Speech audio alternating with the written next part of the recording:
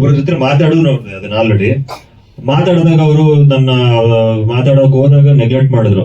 ನಾವು ಕೇಸ್ ಹಾಕ್ತೀವಿ, ಫೇಸ್ ಮಾಡೋಣ, ಏನಾಗುತ್ತೋ ಆಗ್ಲಿ ಅಂತ ಹೇಳ್ಬಿಟ್ಟು ನೆಗ್ಲೆಕ್ಟ್ ಮಾಡಿದ್ರು. ಅಲ್ಲ, ಇವಾಗ ನಾನು ಮತ್ತೆ ಪ್ರಯತ್ನ ಮಾಡ್ಬೇಕು. ಇವಾಗ ನಾನು ಟ್ರೈ ಮಾಡ್ತೀನಿ ಮಾತಾಡಿದಾಗ. ಏನಕ್ಕೆ ಅಂತ ಹೇಳಿದ್ರೆ ನಾವು ಕೋಟ್ಯಾಂತರ ರೂಪಾಯಿ ದುಡ್ಡು ಹಾಕಿರ್ತೀವಿ, ಸುಮ್ಮನೆ ಇಲ್ಲ ಫೈನಾನ್ಸ್ ತಂದಿರ್ತೀವಿ, ಇಲ್ಲ ಬ್ಯಾಂಕಲ್ಲೆಲ್ಲ ಲೋನ್ ಮಾಡಿರ್ತೀವಿ, ಏನೋ ಮಾಡ್ಬಿಟ್ಟು ಸಿನಿಮಾ ಮುಗಿಸಿರ್ತೀವಿ.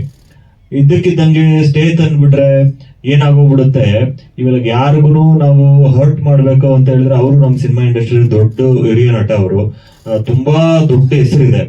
ಅವ್ರಿಗೆ ಹರ್ಟ್ ಮಾಡ್ಬೇಕು ಅಥವಾ ಅವ್ರನ್ನ ಕೆಳಗಿಳಿಬೇಕು ಅನ್ನೋ ಉದ್ದೇಶ ನಮ್ಗೆ ಇಲ್ವೇ ಇಲ್ಲ. ಅದು ನಾನು ವೆರಿ ಫಸ್ಟ್ ಡೇನೂ ಹೇಳಿದ್ದೀನಿ, ಇವಾಗ್ಲೂ ಹೇಳ್ತಾ ಇದ್ದೀನಿ. ನಾವು ಇನ್ನೊಂದು ಪ್ರಯತ್ನ ಮಾಡ್ತೀವಿ ಸರ್ ಅದನ್ನು ಮಾತಾಡೋದಕ್ಕೆ.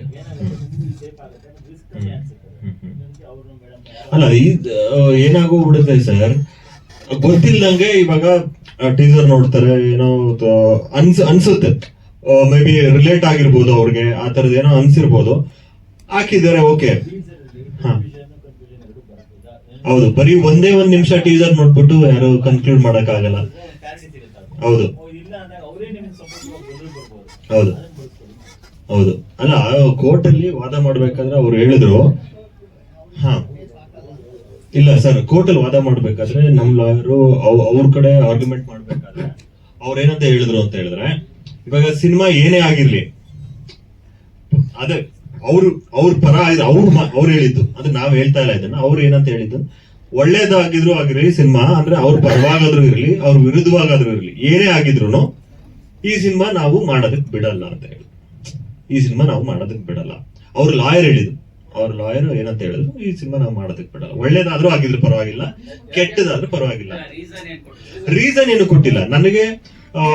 ಕೋರ್ಟ್ ಅಲ್ಲಿ ಏನಾಗೋಗ್ಬಿಡುತ್ತೆ, ಇವಾಗ ಒಂದ್ ಕೇಸ್ ನಡೀತಾ ಇರೋದ್ರಿಂದ ಅದು ಆ ಕೇಸಿಗೆ ತೊಂದರೆ ಆಗುತ್ತೆ ಅನ್ನೋದು ಅವ್ರು ಹೇಳಿದ್ದು.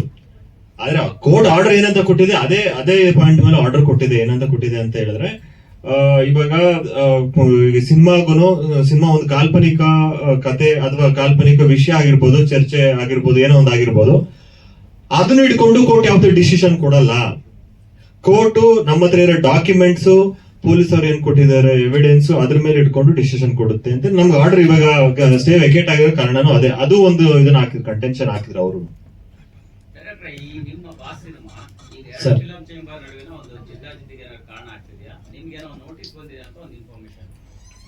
ಎಲ್ಲಿಂದ ಸರ್? ಈಗ ನಿಮ್ಗೆ ನೀವು ಮೆಂಬರ್ ಆಗಿರುವಂತ ಚೇಂಬರ್ ಇಂದ ಏನೋ ಒಂದು ನೋಟಿಸ್ ಬಂದಿದೆಯಾ? ಹೇಗೆ ಬಂದಿದೆ. ಅದು ಅಧ್ಯಕ್ಷರು ಜಯಮಾಲಾ ಮೇಡಮ್ ಅವರು ಇಶ್ಯೂ ಮಾಡಿದ್ದಾರೆ. ಅದು ಬೇರೆ ಸಂಘ ಸಂಸ್ಥೆಗಳ ಜೊತೆ ಸಂಪರ್ಕ ಇದ್ದೀರಾ, ನೀವು ವಕೀಲ್ಗಿರಿ ಮಾಡ್ತಾ ಇದ್ದೀರಾ, ಪ್ರೊಡ್ಯೂಸ್ ಮಾಡೋಂಗಿಲ್ಲ ಅಂತ ಹೇಳಿ ಅದಕ್ಕೆ ನಾವು ರಿಪ್ಲೈನ ಕೊಟ್ಟಿದ್ದೇವೆ. ಜೊತೆಗೆ ನೀವು ಚೇಂಬರ್ಗೆ ಅನೇಕ ಲೆಟರ್ಗಳನ್ನ ಬರೆದಿದ್ದೀರಾ, ಮತ್ತೆ ಪ್ರೆಸೆಂಟ್ EC ಮೆಂಬರ್ ನೀನಿದ್ಯಾ, ಹಾಗಾಗಿ ಮಾಡೋಂಗಿಲ್ಲ ಅಂತ ಕೊಟ್ಟಿದ್ದಾರೆ. ಸೊ ಅದಕ್ಕೂ ಇದಕ್ಕೂ ಸಂಬಂಧ ಇಲ್ಲ ಸರ್. ಅಲ್ಲ ಸರ್, ಅಂದ್ರೆ ಈಗ ನಿಮಗೆ ಫಿಲಂ ಚೇಂಬರ್ ಇಂದನೇ ನೋಟಿಸ್ ಬಂದಿದೆ. ಹೌದು. ಅಂದ್ರೆ ಅದು ನಿಮಗೆ ಸಿನಿಮಾ ರಿಲೀಸ್ ಗೆ ಸಮಸ್ಯೆ ಆಗ್ತಿದೆಯಾ? ಹೇಗೆ ಅದು ಸಾಲ್ವ್ ಮಾಡ್ಕೊಳ್ಳೋದು? ಅಲ್ಲ, ಅದು ಸಿನಿಮಾಕ್ಕೂ ಇದಕ್ಕೂ ಸಂಬಂಧ ಇಲ್ಲ. ಬಟ್ ನೋಟಿಸ್ ಕೊಟ್ಟಿರೋದಂತೂ ನಿಜ. ಮೊನ್ನೆ ಕೊಟ್ರು, 27ನೇ ತಾರೀಕು ಕೊಟ್ರು. ಸೊ ಕೊಡ್ಲಿ, ನಾವು ಕಾನೂನು ಪ್ರಕಾರ ನಮ್ಗೂ ಸ್ವಲ್ಪ ಗೊತ್ತಿದೆ. ಸೊ ಸರ್, ಅಲ್ಲ, ಅದ್ರಲ್ಲಿ ಏನೇ ಹೇಳಿದ್ದಾರೆ ಅಂದ್ರೆ, ಕರ್ನಾಟಕ ಚಲನಚಿತ್ರ ವಾಣಿಜ್ಯ ಮಂಡಳಿಗೆ ನೀವು ಪದೇ ಪತ್ರಗಳನ್ನ ಬರೀತೀರಾ. ಸೊ ನೀವು ಒಬ್ಬ ಕಾರ್ಯಕಾರಿ ಸಮಿತಿ ಸದಸ್ಯನಾಗಿ ನೀವು ಇಲ್ಲೇ ಡಿಸ್ಕಷನ್ ಮಾಡಬೇಕು. ನೀವು ಬರೆಯೋಗಿಲ್ಲ. ಮತ್ತೆ ಬೇರೆ ಆ ಚೇಂಬರ್ ಅಲ್ಲಿ ಮೆಂಬರ್ ಆಗಿದ್ದೀರಾ ಅಂತ, ಟೈಟ್ಲ್ ರಿಜಿಸ್ಟರ್ ಮಾಡಿಸಿದೀರಾ ಅಂತ ಅಲ್ಲ, ಬೇರೆ ಸಂಸ್ಥೆಯ ಸದಸ್ಯರೊಂದಿಗೆ ನೀವು ಸಂಪರ್ಕದಲ್ಲಿದ್ದೀರಾ, ನೀವು ವಕೀಲರಾಗಿದ್ದೀರಾ, ಸಿನಿಮಾ ನಿರ್ಮಾಣ ಮಾಡಂಗಿಲ್ಲ, ನಿಮ್ ಮೇಲೆ ಯಾಕೆ ನಾವು ಕ್ರಮ ಕೈಗೊಳ್ಳಬಾರ್ದು ಅಂತ ಕೊಟ್ಟಿದ್ದಾರೆ ಅಧ್ಯಕ್ಷರು ಜಯಮಾಲಾ ಮೇಡಮ್ ಅವರು. ಮೇಡಮ್, ಅದು ಆಫೀಸ್, ಅದು ಫಿಲಂ ಚೇಂಬರ್ಗೂ ನಮ್ಗೆ ಆಂತರಿಕ ವಿಷಯ, ಅದು ಇಲ್ಲಿ ಬೇಡ. ಅದು ಕೃಷ್ಣೇಗೌಡ ಚೇಂಬರ್ ಅಲ್ಲಿ ಮಾಡಿರೋದಕ್ಕೆ ಇದು ನೋಟಿಸ್. ಆ ತರ ಇಲ್ಲ ಸರ್, ಅದು ಅದಕ್ಕೂ ಇದಕ್ಕೂ ಸಂಬಂಧ ಇಲ್ಲ ಸರ್. ಅದು ಬಾ ಸಿನಿಮಾಕ್ಕೂ ನಾನು ಈ ಸಿನಿಮಾದ ಡೈರೆಕ್ಟರ್, ನಾನು ನಿರ್ಮಾಪಕ ಅಲ್ಲ ಸರ್. ಅಲ್ಲ ಸರಿ, ವಕೀಲರಾಗಿರೋದ್ರಿಂದ ನಿರ್ಮಾಣ ಮಾಡಬಾರ್ದು ಅನ್ನೋದು ಏನದು ಹಿಂಗೆ ಅದು? ಆಕ್ಚುಲಿ ಒಬ್ಬ ವಕೀಲರಾದವರು ಫುಲ್ ಟೈಮು ಯಾವುದೇ ಬಿಸ್ನೆಸ್ ಅಲ್ಲಿ ಕೈಗೊಳ್ಳಂಗಿಲ್ಲ ಅಂತ ನಮ್ಮ ಬಾರ್ ಕೌನ್ಸಿಲ್ ಆಫ್ ಇಂಡಿಯಾದಲ್ಲಿ ಇದೆ ಆ ರೂಲ್ಸ್. ಫುಲ್ ಟೈಮ್ ಅವನು ಬಿಸ್ನೆಸ್ ಆಗಿ ಅದನ್ನ ಕ್ಯಾರಿ ಮಾಡಲ್ಲ ವರ್ಷದಲ್ಲಿ 365 ದಿನ. ಸೊ ನಾನು ಈ ಸಮಸ್ಯೆ ಬರುತ್ತೆ ಅಂತಾನೆ ಹೇಳ್ಕೊಂಡು ಪಾರ್ಟ್ನರ್ಶಿಪ್ ಮಾಡಿಸಿದ್ದೆ. ನಾನು ಪಾರ್ಟ್ನರ್ಶಿಪ್ ಡೀಡ್ ಮಾಡಿಸಿದ್ದು 2010ರಲ್ಲಿ ನಾನು ಪ್ರೊಡ್ಯೂಸರ್ ಆಗಿರೋದು. ಸೊ ನನ್ಗೆ ಈ ಮೊದಲೇ ಒಬ್ಬ ಪ್ರಖ್ಯಾತ ಮಾಜಿ ಸಚಿವರ ಮಗ ನಮ್ಮ ತಂದೆಯವರ ಆಪೋಸಿಟ್ ಎಲೆಕ್ಷನ್ ನಿಂತಾಗ ನನ್ಗೆ ಆಲೆ ಬಾರ್ ಕೌನ್ಸಿಲ್ ಮಾಡಿದ್ರು, ಪ್ರೊಡ್ಯೂಸ್ ಮಾಡಿದ್ದಾರೆ ಅಂತ ಅದು ವಜನೂ ಆಯಿತು. ಸೊ ಅನೇಕ ಸುಪ್ರೀಂ ಕೋರ್ಟ್, ಹೈಕೋರ್ಟ್ ಎಲ್ಲ ಇದೆ.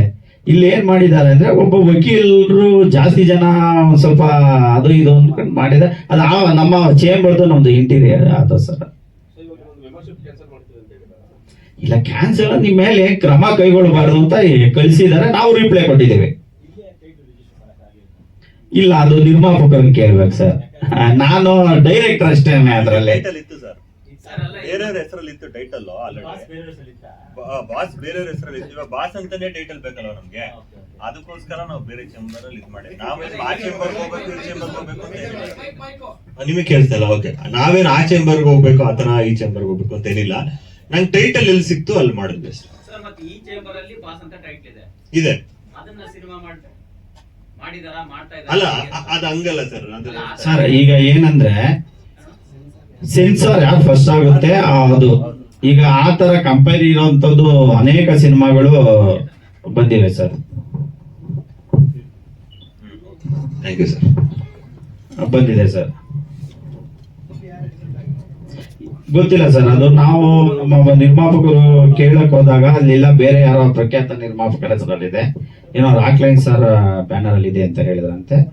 ಹಾಗಾಗಿ ಅವರು ಅಲ್ಲಿ ಮಾಡಿಸ್ಕೊಂಡಿದ್ದಾರೆ. ಬಟ್ ನನಗೂ ಮತ್ತೆ ಇವರು ಚೇಂಬರ್ ನೋಟಿಸ್ ಕೊಟ್ಟಿರೋದಕ್ಕೂ ಬಾ ಸಿನಿಮಾಕ್ಕೂ ಸಂಬಂಧ ಇಲ್ಲ ಅಂತ ನಾನು ಸ್ಪಷ್ಟವಾಗಿ ಹೇಳ್ತೀನಿ ಸರ್. ಆ ಚೇಂಬರ್ ಅಲ್ಲಿ ಬಾಸ್ ಅಂತ ಟೈಟ್ಲ್ ಇದೆ, ಸೊ ಅಲ್ಲಿ ದೊಡ್ಡ ನಿರ್ಮಾಪಕರು ಅಂತ ಹೇಳ್ತಾ ಇದ್ರಿ. ಆ ಕಾರಣಕ್ಕೆ ನಿಮ್ಗೆ ಏನಾದ್ರು ನೋಟಿಸ್ ಕೊಟ್ರ ಅಂತ? ಬಾಸ್ ಇದೆ, ನೀವು ಬಾಸ್ ಅದನ್ನ ನೀವು ಅವ್ರನ್ನೇ ಕೇಳ್ಬೇಕು ಸರ್. ಅಲ್ಲ ನೋಟಿಸ್ ಅಲ್ಲಿ ನಾನು ಏನ್ ಫ್ಯಾಕ್ಟ್ ಆಫ್ ದಿ ಕೇಸ್ ಹೇಳಿದೆ ಇದೇನೆ. ಫಸ್ಟ್ ನೀವು ಚೇಂಬರ್ಗೆ ಪತ್ರಗಳನ್ನ ಬರಿತಾ ಇದ್ದೀರಾ, ಒಬ್ಬ ಕಾರ್ಯಕಾರಿ ಸಮಿತಿ ಸದಸ್ಯರಾಗಿದ್ದೀರಾ. ನೀವು ಸದಸ್ಯರಲ್ಲದವರ ಜೊತೆ ಕುಂತ್ಕೊಂಡು ಏನು ಹೇಳ್ತಾರೆ ಒಳಸಂಚು ಮಾಡ್ತಾ ಇದ್ದೀರಾ ಅಂತ. ಅದನ್ನ ನೀವು ಕೇಳ್ಬೇಕು ಸರ್. ಈಗ ಅಲ್ಲ ನಮ್ಮ ಆಸ್ ಪರ್ ಬೈಲಾ ಸರ್ ನಮ್ಮ ಬೈಲಾದಲ್ಲಿ, ನಮ್ಮ ಕರ್ನಾಟಕ ಚಲನಚಿತ್ರ ವಾಣಿಜ್ಯ ಮಂಡಳಿ ಬೈಲಾದಲ್ಲಿ ಎಲ್ಲೂ ಕೂಡ ಲಾಭದಾಯಕ ಹುದ್ದೆಯಲ್ಲಿ ಆಗಿರ್ಲಿ, ವಕೀಲರಾಗ್ಲಿ ಎಲ್ಲೂ ಕೂಡ ಮೆಂಬರ್ ಆಗಬಾರ್ದು ಅಂತ ಇಲ್ಲ. ಬೈಲಾ ಕ್ಲಿಯರ್ ಆಗಿ ಹೇಳುತ್ತೆ. ಬಟ್ ಕೊಟ್ಟಿದ್ದಾರೆ, ನಾವು ರಿಪ್ಲೈ ಕೊಟ್ಟಿದ್ದಾರೆ. ಬಟ್ ಅದಕ್ಕೂ ಇದಕ್ಕೂ ಸಂಬಂಧ ಇಲ್ಲ ಸರ್. ಇಲ್ಲ ಖಂಡಿತ ಹೊಡಿದೀವಿ ಸರ್. ಅವರು ಓದಿರ್ತಾರೆ, ಸೀನಿಯರ್ ಇದ್ದಾರೆ. ಬಟ್ ಅದು ಅಂತ ಗೊತ್ತಿಲ್ಲ ಸರ್, ಅದು ಹೇಗೆ ಕೊಟ್ಟಿದ್ದಾರೆ ಅಂತ.